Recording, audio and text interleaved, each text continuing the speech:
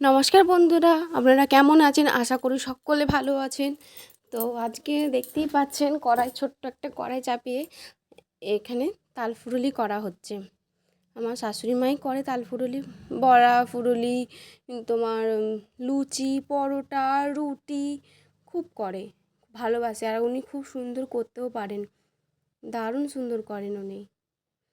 দেখুন একটু একটু করে সমস্ত কিছু দিয়ে দিচ্ছে, একটা একটা করে কি সুন্দর তালফুরুলির শেপ। ওইটা মানে আমি অত পারবো না ভালো করে, কিন্তু খুব সুন্দর করে, দারুণ করে। আমি আমার শাশুড়ি মার থেকে এসব করা শিখেছি, অনেক কিছুই শিখেছি ওনার কাছ থেকে। আমি অত কিছু করতে পারতাম না, অত কিছু জানতামও না। ধরতে গেলে আমি রান্নাই করতে জানতাম না, এখানে এসে আমি অনেক কিছু শিখে গেছি। মানে রান্না বান্না সমস্তই কিছু এখন আমিই করি। আর বাড়ির বউ করতে তো হবেই বলুন। আর আমার শাশুড়ি মা তো বাড়িতে থাকে না, উনি একটা কাজ করেন, তাই উনি চলে যান, বাড়িতে থাকেন না, আমিই করি।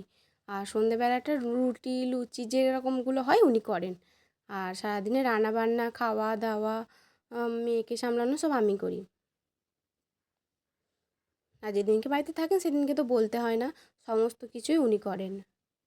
দেখুন খুন্তিটা না, আমাদের এখানে যখন এটা করা হচ্ছিল তখন খুব বৃষ্টি হচ্ছিল জানেন বন্ধুরা।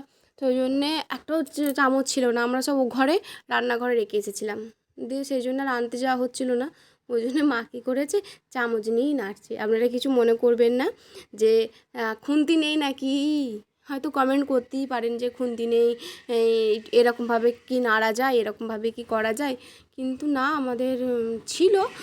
ও ঘরে ছিল, অন্য ঘরে ছিল, প্রচণ্ড বৃষ্টি হচ্ছিল। আর আমাদের ঘরটা তো একভাবে নয়, আমাদের ছেড়ে ছেড়ে ঘর, ওই জন্যে বৃষ্টি পড়তে গেলে এ ঘর ও ঘর করতে হয়, একটানা ঘর নয়। ওই জন্য একটু প্রবলেম হয় আমাদের এই বৃষ্টি হলে, ওই জন্য আর কি।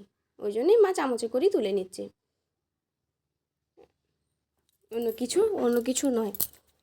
আর দেখুন দেখুন হয়ে গেল, কথা বলতে বলতে ভাজাও হয়ে গেছে।